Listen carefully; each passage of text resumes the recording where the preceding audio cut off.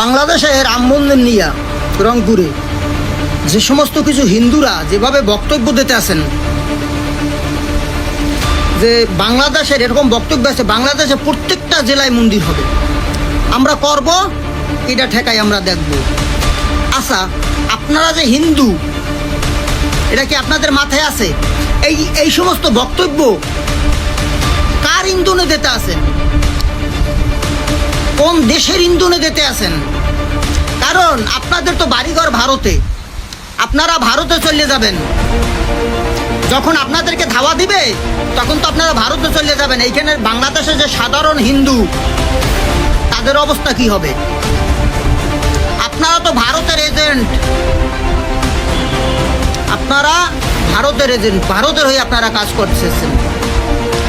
এইটা একটা মুসলিম কান্ট্রি, বুঝতে হবে। বক্তব্য যা দেন মাথায় রাখবেন। বাংলাদেশের মুসলমান ক্ষিপ্ত হয়ে আপনাকে কিন্তু ধাওয়ানি দেবে, আপনাদেরকে ধাওয়ানি দেবেন, পার নিচে মাটি থাকবে না। সাধারণ হিন্দুরা বিপদে পড়ে যাবে, আমাদের মতো যারা আছি তারা বিপদে পড়বে।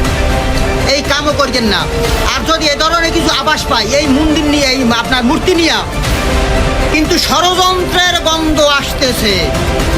আমি বাংলাদেশের প্রত্যেকটা মুসলমানকে বলবো, ওনারা যে বক্তব্য দেয় এই বক্তব্যতে স্পষ্ট যে ষড়যন্ত্রের গন্ধ চলতে আছে। আপনারা মুসলমান যারা আছেন, আর যদি এই আন্দোলনে আপনারা যদি সফল হইতে না পারেন, তাই কিন্তু আপনারা হেরে যাবেন ভারতের কাছে। আর ভারতের কাছে হেরে যাওয়া মানে আপনাদের অস্তিত্ব বিনাশ হয়ে যাবে। তাই বাংলাদেশের প্রত্যেকটা মুসলমানকে বলবো, ওরা যেভাবে বক্তব্য দিতেছে, ওরা যেভাবে কাজ করতেছে, আপনারা সঠিকভাবে রাস্তায় নামেন। ওদের পরিকল্পনা সফল হইতে দেওয়া যাবে না। আমি হিন্দু মানুষ বললাম, আমি আপনাদের পাশে থাকবো, প্রথম সারিতে থাকবো। আমি ওয়াদা দিলাম আপনাদের কাছে, যদি আমি আমার ওয়াদা বরখেলাপ করি, আপনারা জুতা পিটা করবেন। প্রথম সারিতে আমি থাকবো। কারণ এই হিন্দু, এই বাংলাদেশের হিন্দু না, ভারতের হিন্দু, বক্তব্যে বোঝা যায়। কারণ এরা ভারতের এজেন্ট হয়ে কাজ করতেছে। আমাদের সাধারণ হিন্দু যারা আছি তাদেরকে এরা বিপদে ফেলাবে। এরা কোনোদিনও এই পরিকল্পনা সফল হইতে দেওয়া যাবে না। এই বক্তব্যের সাথে আমি পুরোপুরি সহমত পোষণ করছি। তবে সহমত পোষণ করার পেছনে যৌক্তিক একটি ব্যাখ্যা আমার কাছে রয়েছে। যদি আপনার হাতে সময় থাকে তাহলে আপনি কন্টিনিউ করতে পারেন। আমার কাছে সবসময়ই মনে হয়েছে যে এই মুহূর্তে যে সমস্ত কার্যক্রমগুলো হিন্দুরা চালাচ্ছে আর কি, রংপুরের সেই মূর্তিকে ঘিরে, পুরোপুরি ভাবে এটা একটা পরিকল্পিত এবং ষড়যন্ত্র। কেন? কারণ আমি আমার জন্মের পর থেকে কখনো এমন কোনো নিউজ দেখিনি যেখানে বাংলাদেশি মুসলিমরা কোনো হিন্দুর উপরে এরকম জুলুম করেছে যে শুধুমাত্র তারা হিন্দু হওয়ার কারণে। কখনো কোশ্চিন কালো নয়। বরং আমি দেখে এসেছি যে হিন্দুরা যখন কোনো দুর্গাপূজা বা অন্যান্য কোনো বড় উৎসব তারা করে, ধর্মীয় উৎসব, সেই উৎসবগুলোতে যাতে করে কোনো অবস্থাতেই কোনো দুর্ঘটনা না ঘটে, কেউ অপ্রীতিকর কোনো ঘটনার সাথে সম্পৃক্ততা না থাকে, এই জন্য মুসলিমরা গিয়ে সেখানে পাহারা দিয়েছে। অথচ নিঃসন্দেহে এটা নাজায়েজ কাজ মুসলিমদের জন্য। যেমন দুর্গাপূজায় সেখানে মুসলিম আর হিন্দুরা যেই কাজটা করে, নিঃসন্দেহে আমার রবকে সেখানে অপমান করা হয়। এতটা সত্ত্বেও মুসলিমরা সেখানে গিয়ে পাহারা দিয়েছে। কেন জানেন? যাতে বাহিরের কেউ ষড়যন্ত্র করে এখানে ব্যাঘাত ঘটাতে না পারে। এখানে যদি কোনো রকম কোনো অপ্রীতিকর ঘটনা ঘটে তাহলে কি হবে জানেন? বাংলার মুসলিমদের উপর সেটা চাপিয়ে দেওয়া যাবে।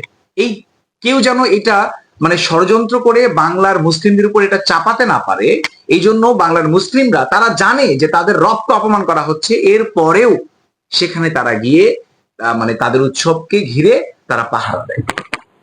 অর্থাৎ আমি বলতে চাচ্ছি, বাংলাদেশে যত হিন্দু পরিবার রয়েছে, যত হিন্দু রয়েছে, তারা প্রত্যেকেই মায়ের কোলে রয়েছে। এর জলজান্ত প্রমাণ হচ্ছে বর্তমানে ভারতে মুসলিমদের উপর যে নির্যাতন চালানো হচ্ছে।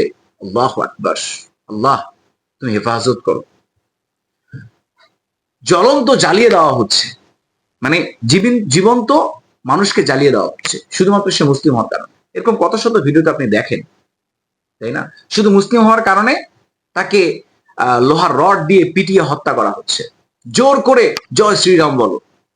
আহা, সম্মানিত দিদি ভাই বোন আমার, আমি বলতে চাচ্ছি বর্তমান বাংলাদেশে যারা এই মূর্তিকে ঘিরে ষড়যন্ত্রকর ভাবে যে সমস্ত বক্তব্যগুলো তারা দিচ্ছে উস্কানিমূলক, এই বক্তব্যগুলো নিঃসন্দেহে বাংলার কোনো সাধারণ হিন্দুর বক্তব্য হতেই পারে না। কারণ তারা সেই শুরু থেকে কখনো মুসলিমদের হাতে কোনো অবস্থাতে নির্যাতন হয়নি। বুকে হাত দিয়ে কোনো মুসলিম সাধারণ কোনো হিন্দু এই কথা বলতে পারবে না, এই কথা আপনিও জানেন। কিন্তু এরপরেও এরকম বক্তব্যের পেছনে কারণ কি? কারণ একটাই, ষড়যন্ত্র। এটা হচ্ছে ভারতীয় একটা আগ্রাবাস বা আগ্রাসন। সম্মানিত দিনী ভাই বোন আমার, আমি এই পর্যায়ে কথা বাড়াতে চাচ্ছি না, শুধু বলতে চাচ্ছি যে আসুন আমরা এদেশে যারা মুসলিম রয়েছি এবং পাশাপাশি যারা হিন্দু পরিবার আপনারা রয়েছেন, সাধারণ যারা, তারা আপনারা একত্রিত হন, একত্রিত হয়ে এদের বিরুদ্ধে অবস্থান করেন। কারণ একটা সময় আসবে যে যারা এই নামধারী হিন্দু, যারা মূলত মানে যাদের বসবাস মূলত ইন্ডিয়ায়, হ্যাঁ, তো তারা এখানে এসেছে একটা সংকট তৈরি করার জন্য। তারা কিন্তু একটা সংকট তৈরি করে একটা অপ্রীতিকর ঘটনার মধ্য দিয়ে একটা সময় বাংলাদেশে অস্থির হয়ে যাবে। এই অস্থিরতার মধ্যে তারা কিন্তু সকলেই চলে যাবে ইন্ডিয়ায়। কিন্তু আপনারা যারা সাধারণ হিন্দু রয়েছে তাদের অবস্থাটা কি হবে? এই কথাগুলো আপনারা চিন্তা করে আমি মনে করি যারা আপনারা হিন্দু রয়েছেন বা সাধারণ হিন্দু রয়েছেন বাংলাদেশে, সেই প্রথম থেকে দেখে আসছেন যে আপনাদের উপরে বাংলার মুসলিমরা কখনো কোনো অবস্থাতেই নির্যাতন চালায়নি। এইখান থেকে আপনারা একত্রিত হয়ে এই সমস্ত ষড়যন্ত্রকারী হিন্দুদের বিরুদ্ধে আপনারা যান। মুসলিমদেরকে উঠতে বলিয়েন না। যদি বাংলার মুসলিমরা একবার খেপে যায়, অবস্থা কি ঠিক থাকবে বলেন?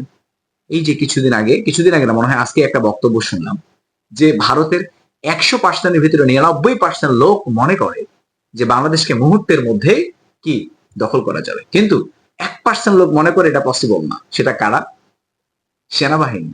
কারণ যাদেরকে দিয়ে এই দেশ দখল হবে তারাই ভয় পায়, কারণ তারা চোখে দেখেছে যে মুসলিমরা মৃত্যুকে ভয় পায় না।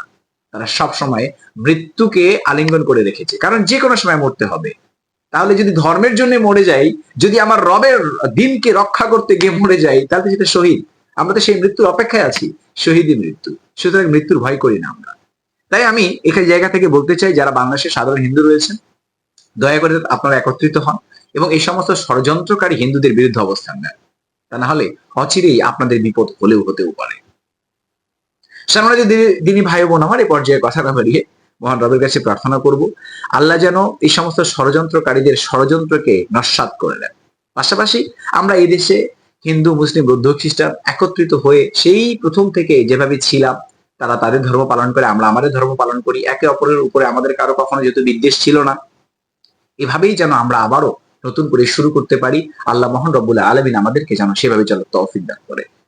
পাশাপাশি যারা ষড়যন্ত্র করার প্রচেষ্টা চালায়, আল্লাহ যেন তাদেরকে হেদায়েত নসিব করে, আর যদি হেদায়েত না থাকে আল্লাহ যেন তাদেরকে চিরতরে ধ্বংস করে দেন, আমিন। এই পর্যায়ের কথা না বাড়িয়ে আজকের ভিডিওটা আমরা এখানেই শেষ করছি। আবারও দেখা হবে ইসলামিক নতুন কোনো ভিডিওতে ইনশাআল্লাহ। ততক্ষণ পর্যন্ত মহান রব আমাদের প্রত্যেককেই ভালো রাখুন, সুস্থ রাখুন। আসসালামু আলাইকুম ওয়া রাহমাতুল্লাহি ওয়া বারাকাতুহু।